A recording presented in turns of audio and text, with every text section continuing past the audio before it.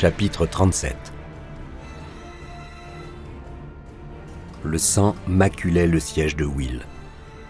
Des vertiges l'assaillaient par vagues successives, puis il éprouva une violente nausée qui l'obligea à s'arrêter pour vomir sur le bas-côté. Il lui fallait s'occuper très vite de sa blessure. Il devait à tout prix garder l'esprit clair, sans quoi il était perdu. Fraser se pencha sur des corseaux, cherchant une carotide qui, il le devinait, ne battait plus. Piper 2, des corseaux 0, songea-t-il. Blessé 2 fois par le même homme, mortellement la seconde. Devinez lequel était le meilleur. Il devrait s'occuper de ce salopard lui-même. Les 2 autres étaient encore en vie, mais dans un état critique. Il fit appeler une ambulance. Il n'y avait rien d'autre à faire. Il savait qu'un des 2 allait mourir. Il connaissait les DDD de tous ces hommes, ce qui pour lui constituait un impératif professionnel. En revanche, il ignorait la sienne. Il aurait pu chercher malgré tout, mais il respectait la règle à la lettre. De plus, tout au fond de lui, il était certain d'être ADH. Les sirènes des pompiers étaient désormais tout près. En quittant le bâtiment, il remarqua une traînée rouge à travers le hall d'accueil. « Parfait, songea-t-il. J'espère qu'il déguste. » Lui et ses hommes avaient quitté les lieux avant l'arrivée des pompiers. Piper pouvait être n'importe où à présent. À un feu rouge, Will rajusta son garrot. Il roulait dans Vernon Avenue, à la recherche de boutiques encore ouvertes. Il avait besoin de se rendre dans une pharmacie, d'acheter un nouveau pantalon, un ordinateur. Il lui fallait retrouver Dan, se débarrasser de cette voiture, parler à Nancy. Et puis les balles. Il n'en avait plus que 7. Il avait plusieurs urgences à traiter en très peu de temps. Il rappela de nouveau le portable de Dan et retomba sur la messagerie. Il se rendit alors au motel et alla se renseigner à la réception. Un employé frappa à la porte de la chambre et, comme personne n'ouvrait, revint avec une clé. La pièce était vide. Enfin, Will appela l'aéroport et on lui apprit que l'avion de Dan n'avait pas bougé depuis son arrivée. Personne n'avait revu le pilote. « C'est bon, » songea Will, les gardiens l'ont eu. Il était seul à présent. Il regarda son téléphone avec dégoût et jura. S'ils avaient Dan, ils avaient son portable et ils pouvaient localiser le sien. Il était cuit. Il ouvrit sa vitre et laissa choir le téléphone sur la chaussée, disant au revoir à son dernier lien avec les autres. Fraser était en contact permanent avec le centre des opérations de la zone 51. Il suivait Vernon Avenue, guidé par le satellite qui avait localisé le téléphone de Piper. Soudain, le technicien lui cria « Le signal a disparu !»« Comment ça a disparu ?»« Il n'y a plus rien sur les écrans. Il a dû éteindre son portable ou retirer la batterie. » Fraser se défoula sur le tableau de bord. On était à moins de 2 kilomètres derrière lui. « Qu'est-ce que je fais ?» lui demanda le conducteur. « Continue d'avancer. Je réfléchis. » Will était à présent sur Crenshaw Boulevard, avançant droit devant lui dans le dédale urbain nocturne. La douleur était inouïe, et ses vertiges de plus en plus préoccupants. À l'horizon, une enseigne indiquait le Baldwin Hills Crenshaw Plaza, le plus vieux centre commercial des États-Unis. Il décida de s'y arrêter, et quand il découvrit qu'il y avait là un hypermarché Walmart, il alla se garer dans le parking couvert le plus près possible de l'entrée. Il eut du mal à s'extraire du véhicule, et s'empara du premier caddie qu'il trouva en guise de déambulateur, mais aussi pour dissimuler un peu l'énorme tache rouge sur son pantalon. En grimaçant de douleur, il entra, passant sous les yeux du vieil employé à la porte, qui repéra aussitôt son pantalon et ses empreintes sanglantes, mais ne dit rien, comme c'était l'usage dans le quartier. Will se rendit directement au secteur pharmacie et fit le plein de compresses de gaz stériles, de bandes, pinces à épiler et antiseptiques. sans oublier des comprimés de paracétamol, comme si cela pouvait soulager une telle douleur. Il avait besoin d'anesthésiant, mais il était impossible de s'en procurer. Il se dirigea ensuite vers la section des vêtements pour hommes, prit un pantalon noir taille 44, un paquet de caleçons et des chaussettes. Dans le salon d'essayage, il se rendit à la cabine du fond et retira son pantalon couvert de sang. Tremblant devant le miroir, il inspecta sa blessure. Un trou violacé de presque 1 centimètre de diamètre lui perforait la paroi interne de la cuisse droite, à 12 ou 13 centimètres de son entrejambe. Du sang continuait de s'en écouler, rouge sombre. Will avait assisté à suffisamment d'autopsies pour savoir qu'il avait eu de la chance. Le muscle adducteur était à une bonne distance de l'artère fémorale. Hélas, la balle n'était pas ressortie. La présence des robots avait dû freiner le projectile. Dans un peu plus de 24 heures, sans chirurgien ni antibiotiques, sa jambe commencerait à s'infecter. Il déballa les 3 caleçons, enroula un et mordit dedans pour se soulager. Il baigna ensuite la plaie de bétadine, puis passa aux choses sérieuses. Avec la pince à épiler, il fit pénétrer une compresse roulée dans le trou. Il mordit très fort dans le tissu, tandis que ses yeux s'emplissaient de larmes sous la douleur fulgurante.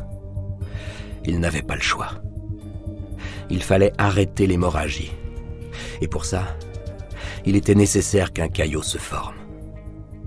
Il se força à enfoncer la gaze toujours plus profond entre les tissus sous-cutanés, puis musculaires, à coups répétés de pince à épiler.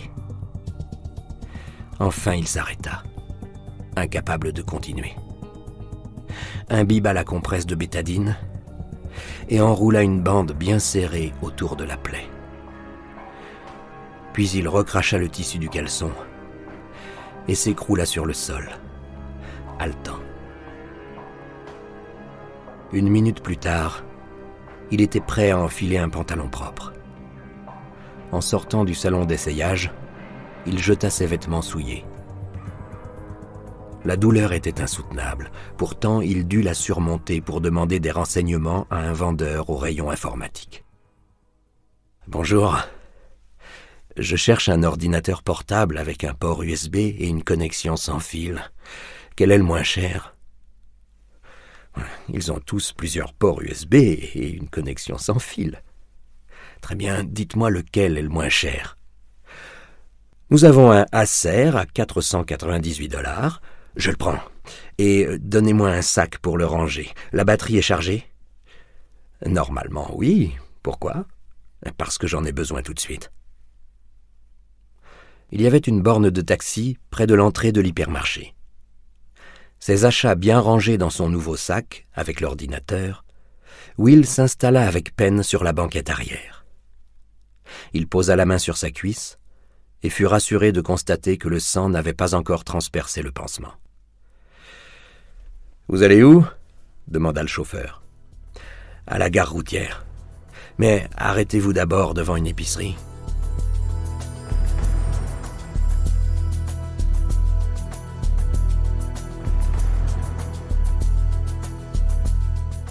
Fraser devenait fou à force de tourner en rond. Cela revenait à chercher une aiguille dans une meule de foin. Il demanda au conducteur de s'arrêter devant un snack-bar. Ils transmirent à la police de Los Angeles toutes les données qu'ils avaient sur Piper, dont son numéro de plaque d'immatriculation. Il était soupçonné d'avoir tiré sur des agents fédéraux. Il était armé et dangereux, peut-être blessé. La police devait prendre cette affaire très au sérieux. Les hôpitaux seraient aussi mis en alerte. À présent, Fraser devait se montrer plus malin que Piper. Qu'allait-il faire de sa clé USB, en admettant qu'il l'ait retrouvée ? Il lui était impossible de retourner à New York sans se faire prendre. Soudain, il eut une illumination. Spence. Sa DDD tombait le lendemain. Il habitait Las Vegas, bien sûr. Piper allait se rendre là-bas pour la lui remettre. C'était certainement l'étape suivante de Dane Bentley. Plus besoin de traquer Piper. Tout ce qu'il avait à faire maintenant, c'était retourner à Las Vegas et l'attendre. Il était toujours en liaison avec le centre des opérations de la zone 51. Piper vient d'utiliser sa carte Visa il y a 20 minutes au Walmart de Crenshaw. Qu'est-ce qu'il a acheté ? Demanda Fraser. Un ordinateur, un sac, des vêtements et tout un tas de compresses et de bandes. Très bien. On retourne dans le Nevada. Je connais sa destination.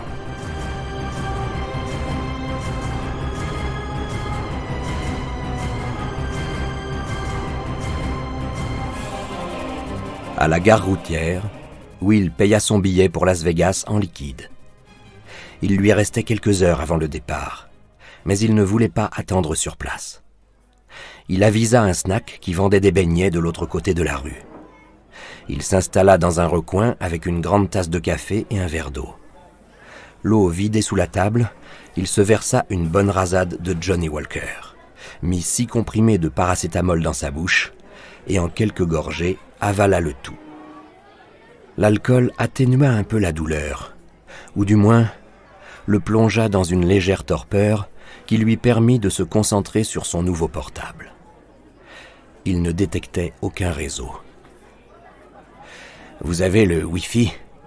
dit-il, interpellant la Mexicaine renfrognée derrière son comptoir. Il aurait aussi bien pu lui demander de lui expliquer la mécanique quantique. Elle le toisa d'un regard bovin et haussa les épaules. Il inséra la clé USB et téléchargea la base de données de Shackleton. 1 minute plus tard apparut une fenêtre qui lui demandait le mot de passe.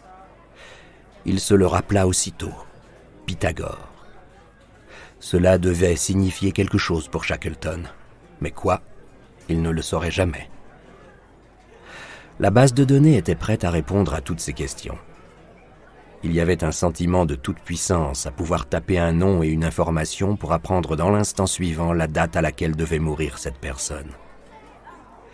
Il commença par Joe et Mary Lipinski, pour leur rendre hommage. 26 octobre. C'était bien cela. Puis il fit une petite vérification. Henry Spence. 30 octobre, le lendemain. C'était confirmé. Il entra quelques noms supplémentaires et observa son écran. Il avait désormais une petite idée de ce qui arriverait le lendemain. Il était plus de minuit dans le New Hampshire, mais il lui fallait parler à Nancy, même si pour cela il devait la réveiller et lui causer de l'inquiétude. Il n'avait pas le choix. D'après ce qu'il savait, ce serait leur dernier coup de fil avant la fin. Il y avait un téléphone à pièces près des toilettes. Il fit de la monnaie auprès de la Mexicaine et composa le numéro de la maison de Zeckendorf à Alton.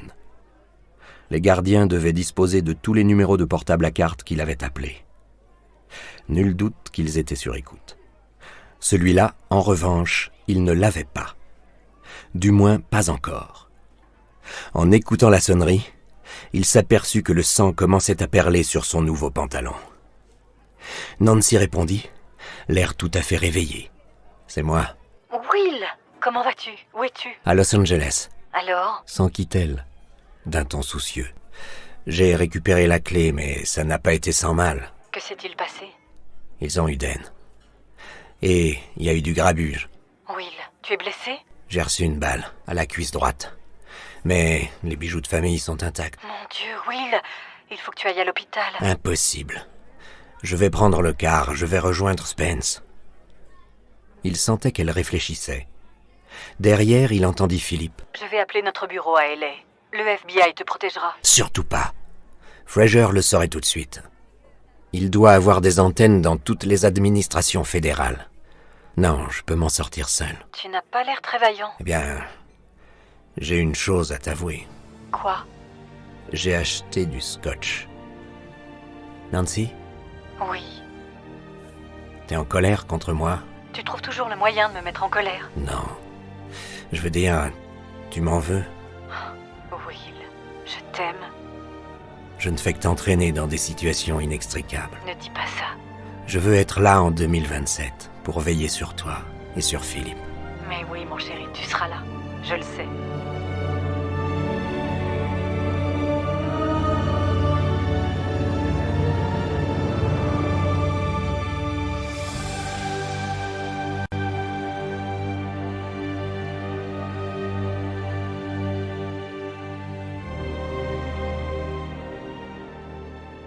Chapitre 38.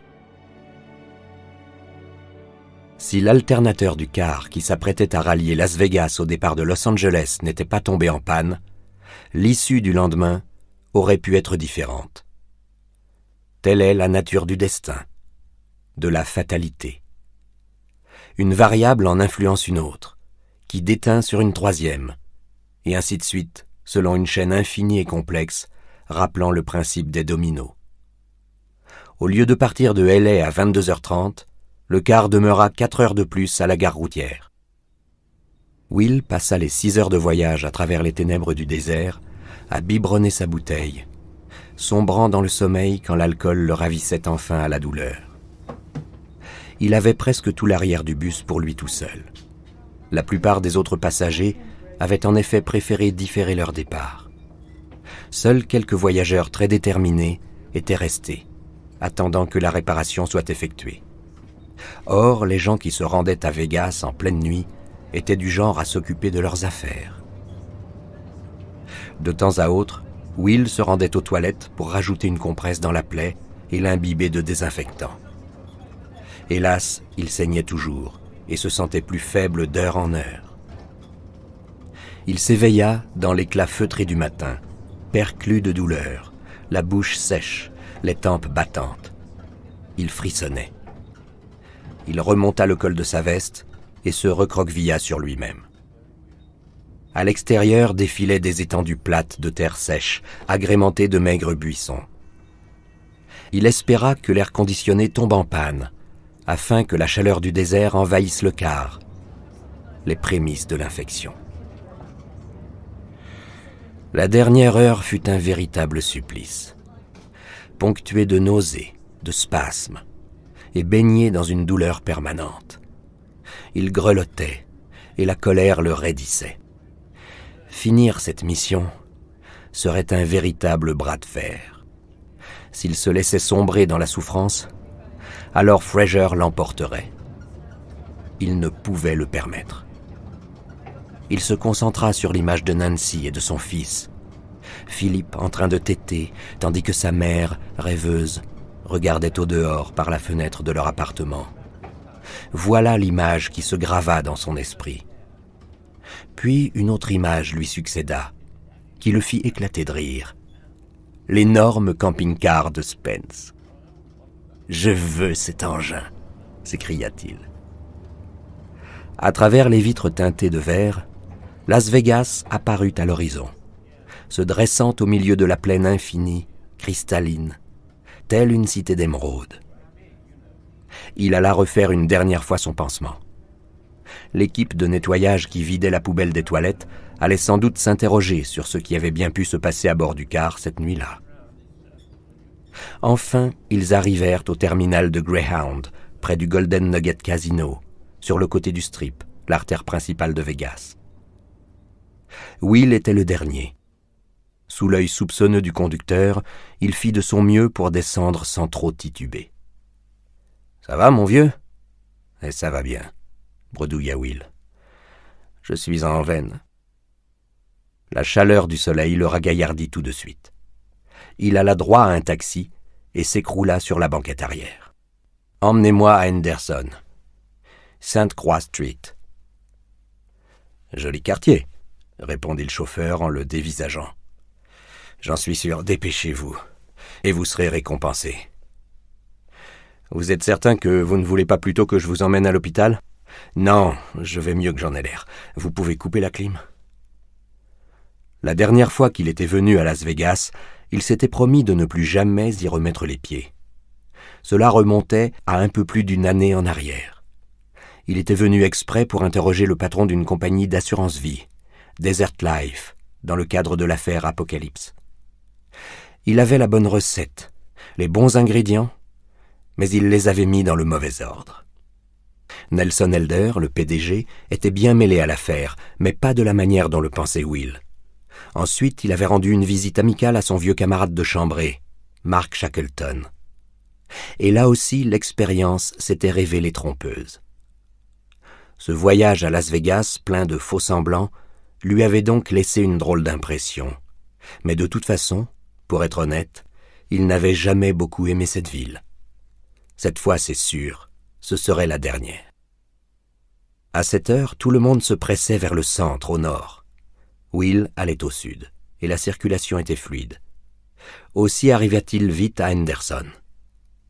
Les montagnes couleur chocolat de la chaîne McCullough s'élevaient devant eux tandis qu'ils s'approchaient des McDonald Highlands, le quartier très chic où vivait Spence. Will faisait tout son possible pour rester conscient. Dans le rétroviseur, le chauffeur ne le perdait pas des yeux. Ils passèrent les portes de la verdoyante résidence du Dragon Ridge Country Club, enclave de demeures luxueuses, nichée dans les collines, surplombant les fairways du golfe. Arrivé devant la grille, Will baissa la vitre et se présenta au gardien, en demandant à voir Henry Spence. Dans le téléphone de l'homme, il entendit résonner la voix de Spence. Le taxi arriva devant la maison. C'était la plus vaste demeure que Will ait jamais vue. Énorme complexe de style méditerranéen, couleur sable. Il aperçut Spence à la porte, assis sur son scooter électrique. Kenyon se précipita à sa rencontre en l'appelant et lui faisant de grands signes. Il s'arrêta net quand il le vit sortir en chancelant du véhicule. Puis il se précipita pour le soutenir et lui montrer le chemin. « Dieu du ciel, que vous est-il arrivé ?» « Les gardiens, » répondit Will en grinçant des dents. « Je crois qu'ils ont eu d'haine. » « Nous étions morts d'inquiétude, plus aucune nouvelle. Allez, venez à l'intérieur. » Spence recula pour les laisser passer. « Alf, installe-le sur le divan, dans le bureau. Mon Dieu, mais il saigne. Will, vous n'avez pas été suivi. »« Je ne pense pas, » articula-t-il. La maison couvrait plus de 800 mètres carrés. Sorte d'opulent Taj Mahal façon Vegas, construit pour l'épouse mondaine de Spence. Kenyon traîna Will dans l'espace en forme de fer à cheval, jusqu'à une pièce dotée d'une cheminée, d'un ordinateur et d'un large canapé brun faisant face à la piscine construite derrière la demeure. Will se laissa tomber sur le sofa, et Kenyon lui remonta avec soin la jambe pour le mettre en position allongée. Il était blanc comme un linge, en sueur, et sa respiration s'était accélérée. Son pantalon gluant de sang dégageait une odeur douce et fétide. « Il vous faut un docteur, » dit Kenyon avec calme. « Plus tard. »« Henry, tu as des ciseaux sous la main ?» Spence arriva sur son engin dans le sifflement de sa boîte à oxygène. « Dans le bureau. » Kenyon découpa un grand carré dans le vêtement de Will, exposant l'énorme pansement rouge sombre. Il tailla dedans, retira la gaze et jeta un coup d'œil à la blessure. Au cours de son séjour dans la jungle du Nicaragua, il avait appris les gestes rudimentaires des premiers secours. « Vous vous êtes soigné vous-même » Will acquiesça. « Sans anesthésie ?» Hélas. Sa cuisse était à présent violette et gonflée. Les compresses dégageaient un arôme douceâtre, écœurant. « C'est infecté. »« J'ai toute une pharmacie dans mon armoire. De quoi as-tu besoin ? Trouve-moi des analgésiques, de la codéine, de la vicodine, et ce que tu as. Et puis un antibiotique, n'importe lequel. Tu as une trousse d'urgence quelque part ? Dans le coffre de la Mercedes. Les Allemands pensent à tout. » Will se releva sur ses coudes. « La base. Elle est dans mon sac. »« Dieu merci, » fit Spence en fermant les yeux. « On va d'abord s'occuper de votre jambe, » insista Kenyon. Il commença par abreuver Will d'analgésiques et de Sifflox, puis lui demanda pardon avant de retirer les vieilles compresses pour en mettre de nouvelles. Will serra les dents, gémit. Quand tout fut fini, il réclama un verre de scotch. Cette requête n'enthousiasmait guère Kenyon, mais Will réussit malgré tout à le persuader d'accéder à sa demande. Après avoir avalé un grand verre, il le rassura. « J'arrête dès demain. » Kenyon s'assit auprès de lui et Spence s'approcha. C'est alors que Will s'aperçut que son hôte était sur son 31. Ses cheveux et sa barbe étaient peignés avec soin. Il avait revêtu une belle chemise et une cravate.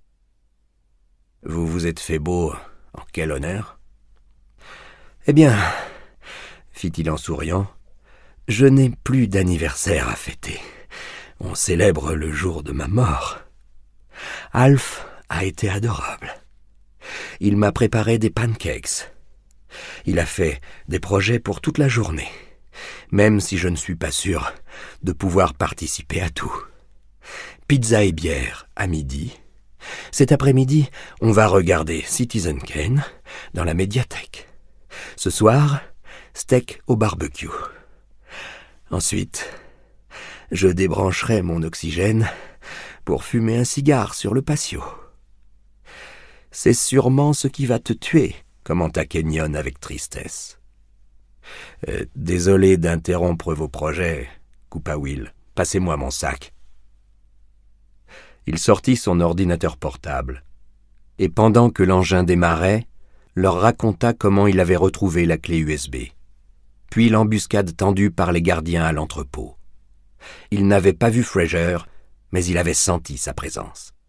« Finissons-en avec tout ça avant d'aller regarder notre film. Vous voulez bien ?» les pressa-t-il. « Je suis... on ne peut plus d'accord.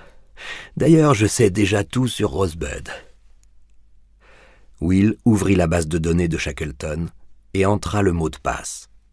Spence reprit sa respiration, humecta ses lèvres sèches. Il voulait savoir, mais le processus promettait d'être une vraie torture. Il prononça le premier nom. William Avery Spence, Baltimore, dans le Maryland. Mon fils aîné. Will tapa les renseignements. Il est ADH. Spence souffla. Puis il fut pris d'une quinte de toux. Thomas Douglas Spence, New York. ADH. Susan Spence Pearson, à Wilmington, dans le Delaware. Ma fille. ADH. Très bien, fit-il avec calme. Passons aux petits-enfants. J'en ai beaucoup. Tous étaient ADH. Il y avait ensuite la liste des conjoints des enfants, puis son jeune frère et quelques cousins et cousines proches. L'un d'entre eux avait une DDD proche. Il lui restait 7 ans à vivre. Spence hocha la tête. Il avait presque terminé. Il se sentait détendu, satisfait, et son anxiété diminuait. Enfin, il dit « Alf, je veux savoir aussi, pour toi. »« Mais pas moi !» protesta l'autre. « Alors, laisse-nous une minute. Tu n'as certes pas envie d'entendre, mais tu dois exaucer le vœu d'un mourant. »« Par tous les saints, Henry, c'est ce que je fais depuis 2 semaines. » Alors, la corvée est bientôt terminée. Allez, dehors. Les 2 hommes échangèrent un sourire complice. Quelques minutes plus tard, Kenyon revint avec le café. Il regarda Will et Spence, puis déclara « Je ne vous demande rien et vous ne me dites rien. Je ne veux pas que vous fichiez en l'air la belle relation bien ordonnée que j'entretiens avec Dieu. Je veux que le Seigneur me surprenne de manière naturelle. » À ta guise, Alf. Je boirais bien une tasse de café. J'en ai fini à présent. Will m'a fait là un cadeau inestimable. Je peux mourir en paix. Les médicaments commençaient à faire effet, et Will se sentait de plus en plus engourdi. « J'ai besoin de me connecter, » dit-il. « Vous pouvez utiliser mon réseau Wi-Fi, » répondit Spence. « Ça s'appelle HenryNet. » Will cliqua dessus. « Il me demande le mot de passe. »« Ah, essayez de deviner, » fit l'autre avec une étincelle dans l'œil. « Ce n'est pas le moment. » Il n'avait aucune envie de jouer à ce petit jeu en cet instant. « Moi je parie que vous allez trouver. » Il y eut un bruit de verre brisé. Une vague d'air chaud descendant des collines s'engouffra dans la pièce à travers les baies en morceaux. Il y avait à présent 2 hommes de plus dans la salle. Puis, entrant par le couloir, un 3e. Will vit 2 fusils Heckler & Koch entre les mains de 2 hommes jeunes, pleins de vigueur. Fraser avait une arme plus légère, un Glock, comme lui. Will n'eut pas le temps de sortir le sien. D'ailleurs, il n'en avait plus la force. L'un des gardiens le lui prit et le jeta dans la piscine par la fenêtre. « Prenez l'ordinateur », ordonna Fraser à ses hommes. Will n'opposa aucune résistance. « Où est la clé USB ?» Will plongea la main dans la poche de son pantalon et jeta la clé par terre. Pas la peine de faire le malin. Il avait perdu. « Vous auriez pu frapper, Fraser », s'exclama Spence. « Ouais, j'y penserai la prochaine fois. Vous n'avez pas l'air en forme, Henry. » « Je souffre d'emphysème. Cela ne me surprend pas. Vous avez toujours été un gros fumeur. Je me souviens que vous violiez les règles en fumant en cachette au labo, vous vous rappelez ? » ?»« Tout à fait. Et vous ne respectez toujours pas les règles. » »« Oh, je ne suis qu'un retraité qui anime un petit club d'amis. Peut-être aurez-vous envie de vous joindre à nous un jour. Il n'y a pas de cotisation à payer. » Fatigué, Fraser s'assit sur une chaise face à eux. « Donnez-moi le manuscrit de 1527 et les documents rapportés de Cantwell Hall. Je veux absolument tout. »« Mais pourquoi ne nous fichez-vous pas la paix ?» protesta Kenyon. « Nous ne sommes que 2 vieux messieurs. Quant à lui, il désigna Piper. Il est blessé. Il a besoin d'être soigné. »« Je ne suis pas surpris de vous voir là, Kenyon. Toujours à traîner dans le sillage d'Henry. » De la pointe de son arme, il désigna Will. « Il a tué 2 de mes hommes. » reprit-il d'un ton neutre. « Alors vous croyez vraiment que je vais l'emmener voir un médecin ? Vous me prenez pour qui ? Vous imaginez peut-être que je vais tendre l'autre joue ? De grands hommes l'ont fait. » Fraser éclata de rire. « Épargnez-moi vos beaux discours, Alf. Vous avez toujours fait partie des faibles. Au moins Henry avait des couilles. » Il revint à Will et Spence. « Donnez-moi le livre et dites-moi ce que vous avez découvert en Angleterre. De toute façon, je finirai bien par mettre la main dessus. »« Ne lui donne rien, Henry !» lança Kenyon d'un ton indigné. Les sourcils de Fraser se relevèrent, et l'un de ses hommes gifla Kenyon si fort qu'il tomba à genoux. « Laissez-le !» s'écria Will. « Qu'est-ce que tu comptes faire, sinon ? M'asperger de sang ? Va te faire foutre. » Fraser ne lui prêta pas attention et s'adressa de nouveau à Spence. « Vous savez le prix à payer pour que les activités de la bibliothèque restent secrètes, Henry. Ignorez-vous vraiment que nous sommes prêts à tout pour lever le secret au sujet de ce manuscrit manquant ? C'est un enjeu qui nous dépasse tous. Nous ne sommes rien face aux événements. Des pions. Vous n'avez pas encore compris ? » ?»« Je ne vous dirai rien. » lâcha Spence d'un air de défi. Fraser secoua la tête et tourna son arme vers Kenyon, toujours à terre, encore sous le choc, ou peut-être en prière. Il lui tira froidement dans le genou. Le sang gicla en l'air, et l'homme poussa un hurlement de bête. Will tenta de se redresser, mais un des gardiens le repoussa. Il se mit à se débattre, mais l'autre lui infligea un violent coup de poing juste au-dessus de sa blessure. À son tour, il poussa un cri de douleur. « Alf !» glapit Spence. « Mettez-lui un garrot pour qu'il ne se vide pas trop vite !» ordonna Fraser. Le plus jeune des gardiens regarda autour de lui et alla vers Spence pour lui retirer sa cravate. Puis il revint à Kenyon et noua le tissu autour de sa cuisse, juste au-dessus du genou. « Maintenant, écoutez-moi, Henry. Si vous ne me donnez pas ce que je demande, je lui enlève le garrot, et dans quelques minutes, il est mort. À vous de jouer. » Spence manquait d'air. Il haletait de rage. « Espèce de salopard !» hurla-t-il. Alors, appuyant à fond sur son accélérateur, il fonça sur Fraser. Ce n'était qu'un scooter électrique, un véhicule rouge à 3 roues, dont la vitesse de pointe n'excédait pas 10 km à l'heure. Fraser aurait pu faire un pas de côté pour éviter que l'autre le percute, mais il était là et n'avait pas l'habitude de gérer des réactions aussi inoffensives. Alors, il tira 2 balles dans la tête de Spence. Une dans la bouche, l'autre dans l'œil gauche. Le scooter poursuivit sa route sur son élan et heurta la jambe du chef des gardiens. Le corps de Spence bascula lourdement sur le tapis. Fraser se releva d'un bond, pestant contre la douleur due au choc, et de colère tira 2 autres balles dans le cadavre du vieil homme. Kenyon se mit à hurler, et Will se mordit la lèvre de rage. Il cherchait des yeux un objet qui pourrait lui servir d'arme. Fraser se tenait à présent juste au-dessus de lui, le revolver pointé sur sa tête. « Alf, dites-moi où il a caché les documents. Sinon, je tue aussi Piper. »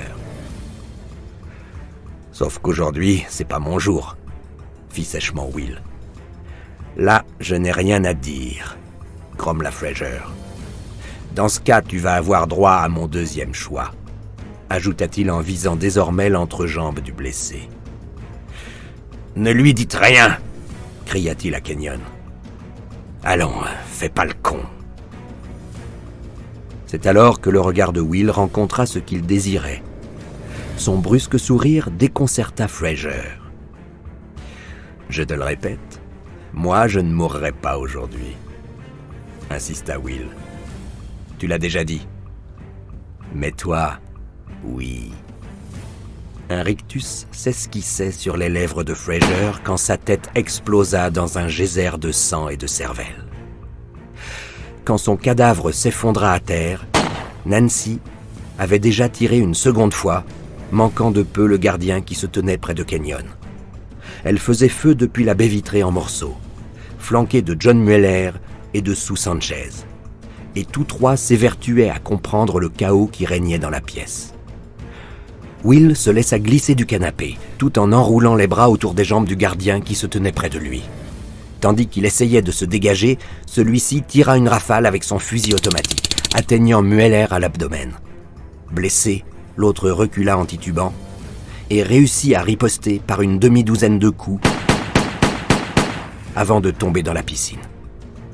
Le gardien s'écroula sur Will, haletant, le poumon transpercé.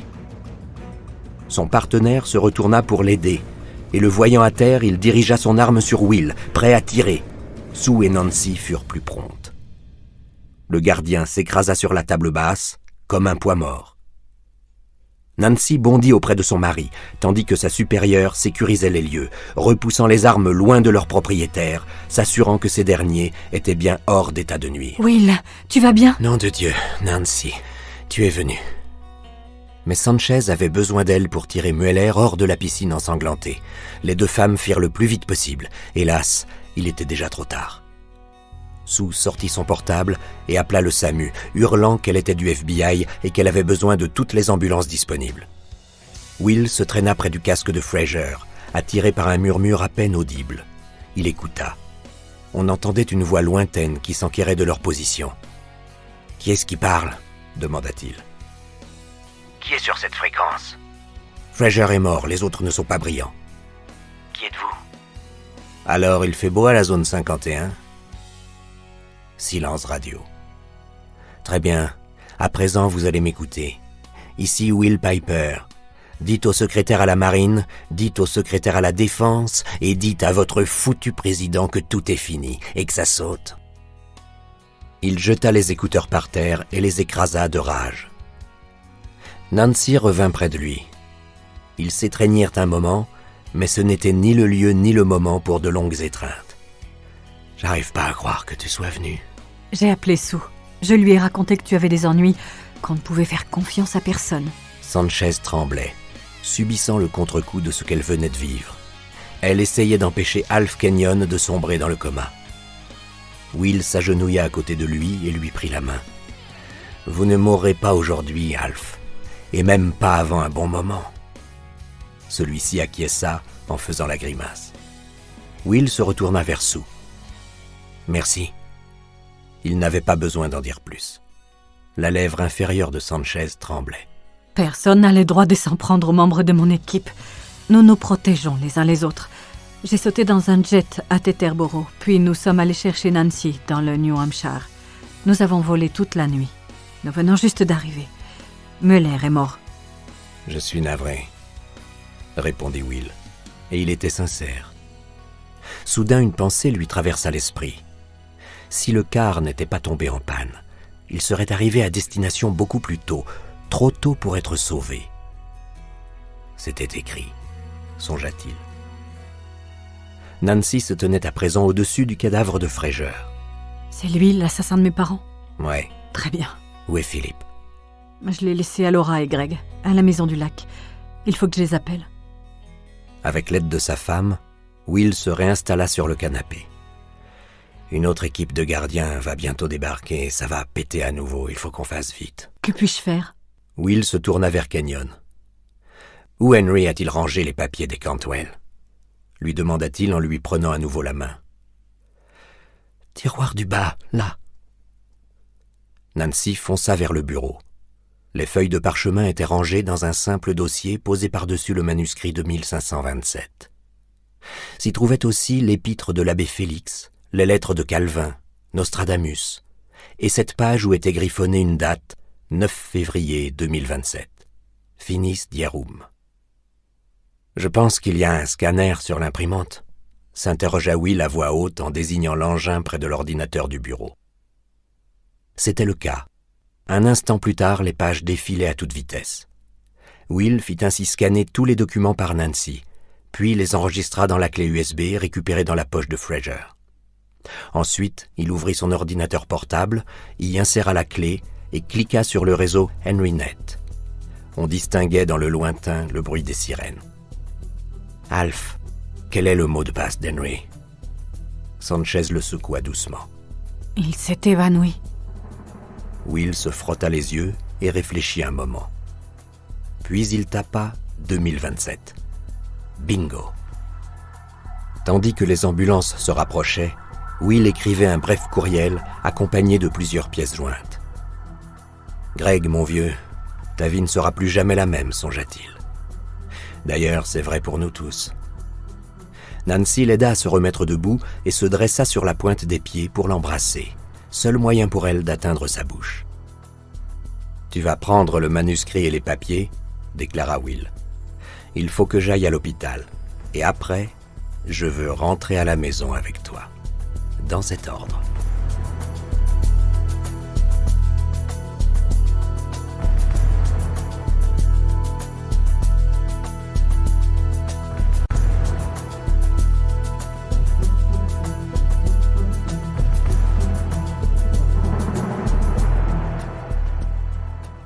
Chapitre 39.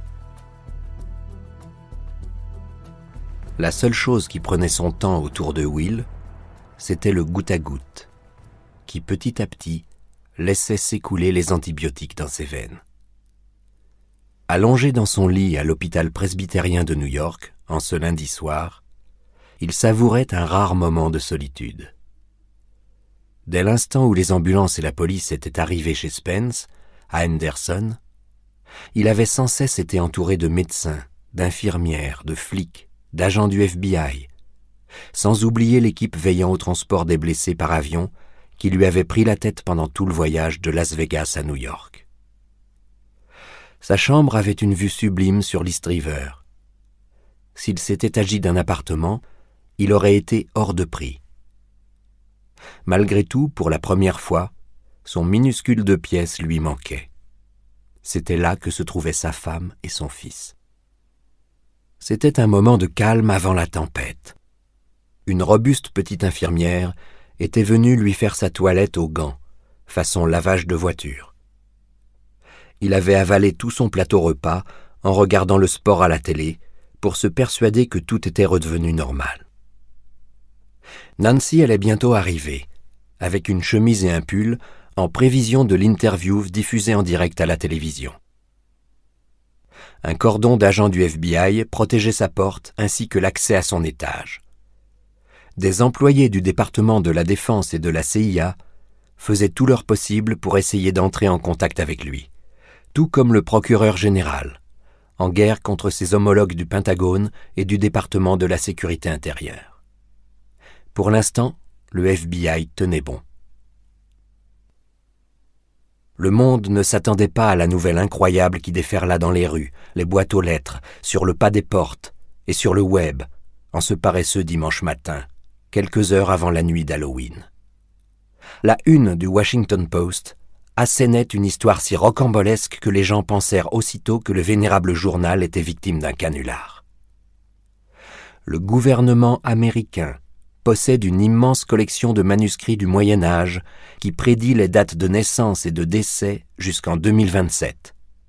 Une base secrète a été construite dans le Nevada, à la zone 51, par Harry Truman, pour étudier en secret ces manuscrits.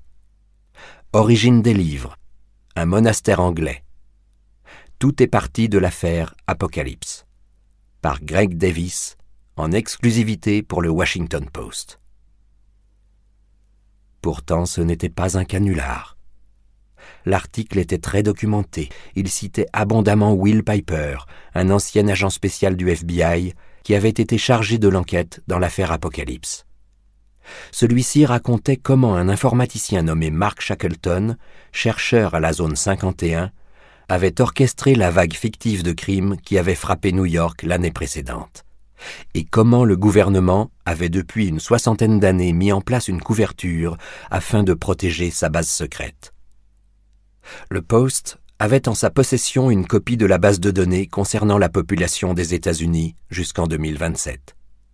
Et la rédaction avait pu vérifier son exactitude en confrontant des centaines de dates de naissance et de décès annoncées dans la base de données avec les dates réelles.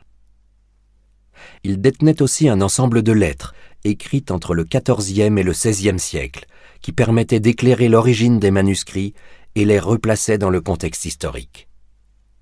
L'article évoquait un mystérieux ordre de moines savants installés sur l'île de White et qui seraient les auteurs des manuscrits. Toutefois, il soulignait le manque de preuves matérielles permettant d'étayer ces affirmations. De futurs articles reviendraient sur l'influence de ces livres sur des figures historiques célèbres comme Jean Calvin et Nostradamus. Enfin, demeurait l'énigme de 2027. Une lettre du XIVe siècle prédisait une fin du monde apocalyptique. Mais la seule certitude était que les manuscrits ne contenaient aucune date postérieure au 9 février 2027. On avait exercé à l'encontre de Piper des représailles telles que ses beaux-parents avaient été tués et qu'il avait été blessé par des agents du gouvernement travaillant sous couverture. On ignorait où il se trouvait à présent, mais son état était stable. Dans les heures qui suivirent la publication de cet article, la Maison-Blanche, le Pentagone et le département d'État publièrent des communiqués disant qu'ils n'avaient pas de commentaires à faire. Toutefois, d'autres sources proches du président, comme le vice-président et le chef de cabinet de la Maison-Blanche, sans qu'on leur ait demandé quoi que ce soit, firent savoir au journal qu'elles n'avaient aucune idée de ce dont parlait le Washington Post. Et en cela, elles disaient la vérité. Elles n'étaient pas dans le secret de la zone 51. Le lundi, le discours de Washington commença à changer, passant du « aucun commentaire » à « dans l'attente d'une annonce de la Maison-Blanche ». Puis, le président s'adressera à la nation ce soir à 21h. Le scoop du Post s'était répandu à travers le monde comme une traînée de poudre et devenait le centre de toutes les conversations de la planète. Le premier soir, à peu près tous les adultes du globe avaient entendu parler de la bibliothèque et s'étaient fait une opinion. Les gens étaient sur le qui-vive, oscillant entre une irrépressible curiosité et une angoisse paralysante. À travers tous les États-Unis, les électeurs appelaient leurs représentants au Congrès et au Sénat, qui à leur tour assiégeaient la Maison-Blanche. De par le monde, les fidèles se précipitaient auprès de leurs prêtres, rabbins, imams et autres religieux qui, malgré leur inquiétude, tentaient de faire coïncider le dogme officiel avec cette nouvelle réalité. Les chefs d'État et les ambassadeurs de toutes les nations du monde, ou presque, harcelaient le département d'État de demandes d'informations. La télévision, la radio et les nouveaux médias ne couvraient plus que cela. Très vite apparut un problème. Il n'y avait personne à interviewer. Nul n'avait jamais entendu parler du journaliste du Washington Post, Greg Davis, et la rédaction empêchait quiconque de s'en approcher. Quant à Will Piper, on ignorait où il se trouvait. Les journalistes du Post s'en tenaient aux informations publiées dans l'article et ne pouvaient que répéter ce qu'on savait déjà. Pour l'instant, la rédaction refusait de rendre publics les documents cités, renvoyant les questions au bureau de leur conseiller juridique, Skadden Arps, qui publia un communiqué expliquant que les questions de droit de propriété et de respect de la vie privée étaient à l'étude. Ainsi donc, pour le moment, les ténors des médias ne pouvaient que s'interviewer mutuellement, se renvoyer la balle, s'exciter les uns les autres, tandis que les programmateurs harcelaient soudain les philosophes et les théologiens, personnes qui d'habitude connaissent des dimanches fort calmes. Enfin, à 18h, CBS News sortit un communiqué brûlant. L'émission 60 minutes allait diffuser une interview spéciale en direct de Will Piper, l'homme à l'origine de toute cette histoire. Le monde n'avait plus que 2 heures à attendre. La Maison-Blanche fut outrée que l'on court-circuite ainsi le président. Le chef de cabinet appela le PDG de CBS News pour l'informer que cette affaire soulevait des enjeux liés à la sécurité nationale. Or, l'homme qu'il s'apprêtait à interviewer n'avait pas encore été auditionné par les autorités compétentes. Il laissa entendre que des charges sérieuses seraient peut-être retenues contre Piper et que rien n'affirmait qu'il soit fiable. Le chef de la chaîne d'information envoya paître poliment le représentant de la Maison-Blanche en lui disant qu'il était prêt à répondre à une injonction du tribunal fédéral. À 19h45, Will était assis sur son lit d'hôpital, vêtu d'un joli pull bleu, inondé de lumière par les éclairagistes de la télévision. Étant donné les épreuves qu'il venait de traverser, il paraissait détendu et présentait bien. Nancy lui tenait la main, tout en lui murmurant des encouragements à l'oreille pour ne pas que les techniciens l'entendent. Au même étage, un des avocats de la chaîne sortit en trombe de l'ascenseur en brandissant l'injonction promise reçue par fax. Le PDG de CBS News discutait avec le producteur exécutif de l'émission et Jim Zeckendorf, qui s'était déplacé pour assister Will. Il venait de s'entretenir avec ce dernier et semblait bouleversé. Il prit l'injonction, la plia et la rangea dans la poche de son manteau. Jamais dans toute l'histoire de notre pays on n'a vu une affaire d'État ayant des implications si profondes. Je suis prêt à courir le risque de finir mes jours en prison. Dans 15 minutes, nous sommes à l'antenne. La journaliste Cassie Neuville, pilier de l'émission d'information 60 minutes, franchit le couloir, une horde d'assistants sur les talons. Malgré une bonne 60aine d'années, après 1 heure passée dans les mains des coiffeuses et des maquilleurs, elle paraissait d'une jeunesse radieuse, qui transparaissait plus encore dans son célèbre regard d'acier et sa moue légendaire. Pourtant ce jour-là, elle était stressée autant par les délais de préparation de l'émission quasi inexistants que par le sujet. Elle s'en ouvrit sans attendre au PDG. « Bill, vous croyez vraiment que c'est une bonne idée de faire ça en direct ? J'ai peur que tout ça ne soit qu'une bouffonnerie. Après, nous risquons d'être dans de beaux draps. » Cassie, je voudrais vous présenter Will Piper. Je viens de m'entretenir un moment avec lui et je peux vous assurer qu'il est tout sauf un bouffon. Je voudrais vous rappeler une chose, intervint Zeckendorf. J'ai bien expliqué à Will qu'il ne devait répondre à aucune question concernant le meurtre d'Elipinski et les circonstances dans lesquelles il a été blessé. Il y a une enquête criminelle en cours et nous ne voulons pas risquer d'en compromettre les résultats. Quand Cassie entra, Nancy lui céda sa place. La journaliste alla tout droit au chevet de Will et en le regardant dans les yeux déclara « Bien, alors comme ça vous n'êtes pas un bouffon. » On m'a traité de beaucoup de choses au cours de ma vie, mademoiselle, mais jamais de bouffon. Répondit-il avec son bel accent traînant. Et moi, on ne m'a pas appelée mademoiselle depuis bien des années. Seriez-vous du Sud, monsieur Piper ? De la péninsule de Floride, la côte d'azur des cols bleus. Eh bien, je suis heureuse de vous rencontrer en ces circonstances extraordinaires. Nous allons commencer dans 10 minutes, alors nous ferions mieux de nous préparer. Je veux que vous vous détendiez, que vous soyez vous-même. On m'a dit que cette interview risquait de faire exploser tous les records d'audience jamais atteints dans l'histoire des médias. Le monde entier veut connaître votre histoire. Vous êtes prêt, Monsieur Piper? Pas tant que vous ne m'appellerez pas Will. Très bien, Will. Allons-y. Soudain, le réalisateur amorça le compte à rebours sur ses doigts. Arrivé à 1, il fit signe à Cassie, qui leva les yeux vers le téléprompteur et commença à lire. Bonsoir à tous et à toutes. Ici Cassie Neville en direct de New York pour 60 minutes. Je vous invite ce soir à suivre une interview extraordinaire. Je me trouve actuellement au chevet du lit d'hôpital de l'homme dont tout le monde parle aujourd'hui. En exclusivité, il va nous révéler son point de vue sur ce qui me paraît être l'information la plus importante de tous les temps. La révélation de l'existence d'une mystérieuse bibliothèque qui recèlerait les dates de naissance et de décès de tous les enfants, les femmes et les hommes de la planète. Elle ajouta à cet instant un commentaire personnel. Le simple fait de le dire me donne des frissons. Il semble donc que le gouvernement américain dissimule au monde l'existence de cette bibliothèque depuis 1947, à la base ultra-secrète de la zone 51 dans le Nevada, où des chercheurs en étudient le contenu. Celui qui a révélé au monde l'existence de cette bibliothèque, Will Piper, est un ancien agent du FBI. Il n'est pas ici en mission officielle. En fait, c'est même un fugitif. Il a été poursuivi par le gouvernement qui voulait étouffer l'affaire. Je dis bien « a été », car c'est terminé. Le voici ce soir à mes côtés et il va nous raconter son incroyable aventure. Bonsoir, Will. Les craintes de Cassie s'amenuisaient de minute en minute. Son interlocuteur était calme, d'une clarté parfaite et d'une telle crédibilité que la journaliste, comme le public, était suspendue à ses lèvres. Ses yeux bleus, son visage sculpté charmaient la caméra.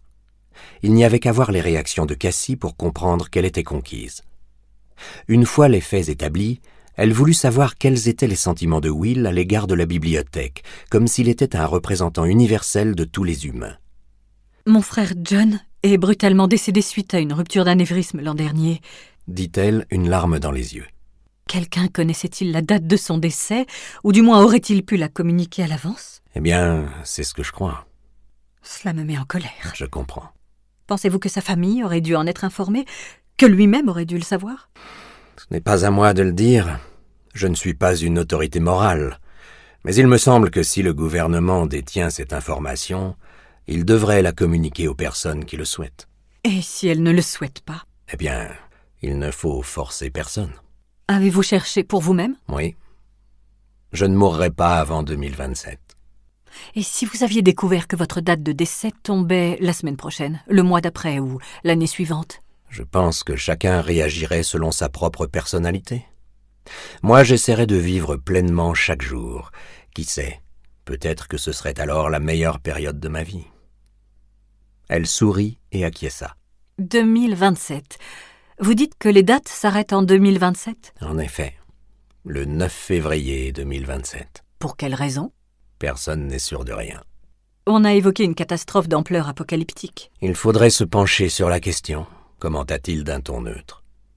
Les choses sont assez confuses. Aussi, je ne crois pas qu'il faille trop s'inquiéter. Espérons. Vous dites aussi qu'on sait en somme peu de choses des gens qui ont rédigé ces manuscrits. Bien sûr, ils possédaient des pouvoirs extraordinaires. Hormis cela, ce ne sont que des spéculations. Des hommes et des femmes bien plus qualifiés que moi répondront sûrement à cette question. Je ne suis qu'un agent fédéral à la retraite. Cassie Neville posa alors l'une des questions dont elle avait le secret. Êtes-vous un homme de foi?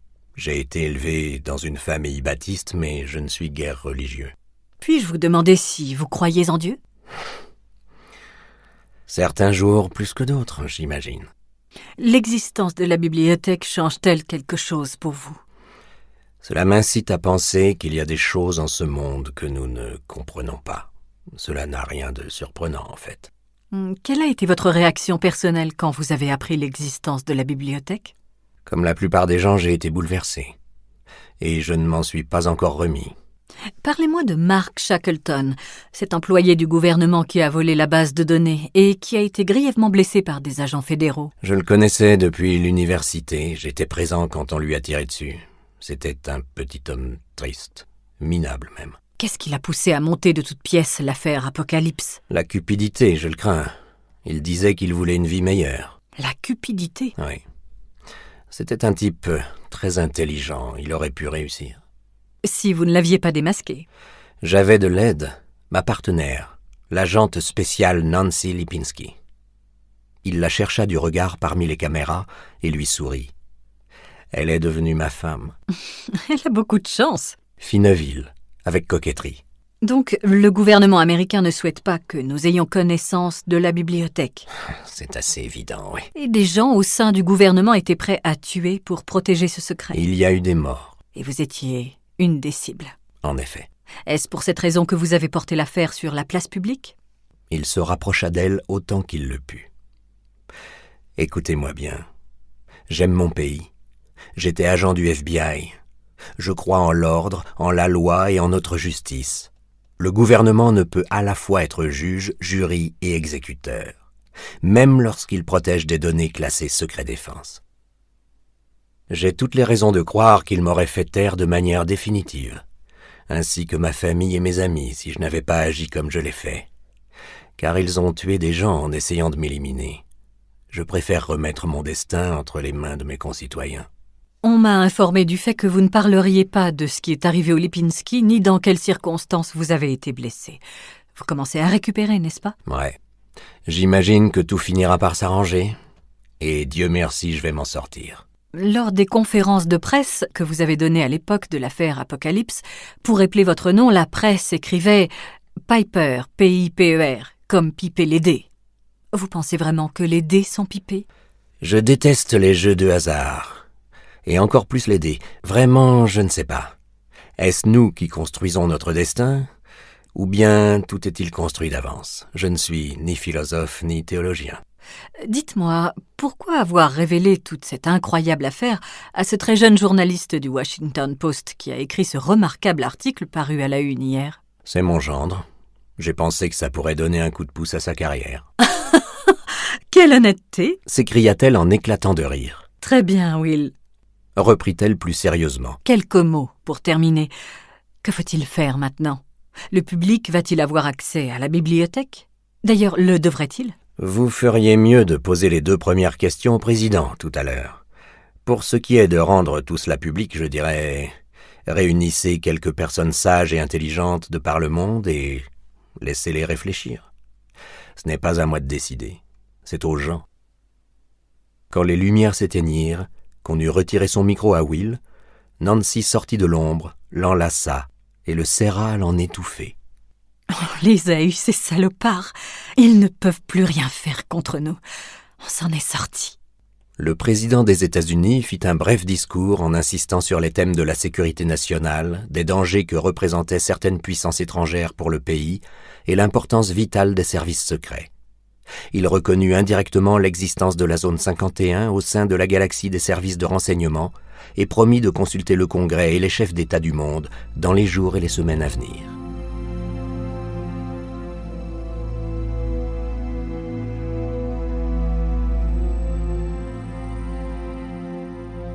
Dans son appartement d'Islington, Toby Parfit lisait The Guardian, tout en se faisant réchauffer un croissant au four. Un journaliste avait découvert la liste de la vente aux enchères de Pearson White. Et en première page, s'étalait la photo du manuscrit de 1527, suivi du « pas de commentaire » laconique que Toby lui avait répondu quand celui-ci l'avait appelé la veille pour avoir son opinion. En fait, il aurait eu beaucoup à dire, mais cela ne concernait pas le public. Il avait tenu le manuscrit entre ses mains. Il avait bel et bien senti un lien émotionnel se tisser. C'était sans le moindre doute l'un des plus précieux livres du monde.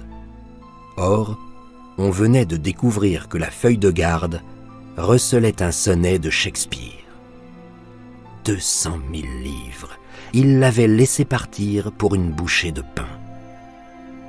Quand il porta sa tasse de thé à ses lèvres, sa main tremblait.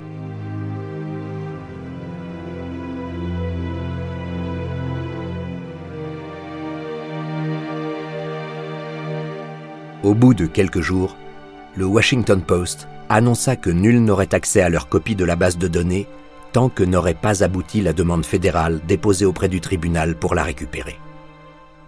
Cette demande grimperait sans doute jusqu'au sommet, à la Cour suprême. Pendant ce temps, Craig Davis, la nouvelle star du Post, commençait à faire des interviews et il s'avérait doué. Le tourbillon médiatique et le tollé public n'en finissaient pas d'enfler et ne retomberaient pas avant très longtemps. La vie et la mort étaient des sujets d'une actualité brûlante.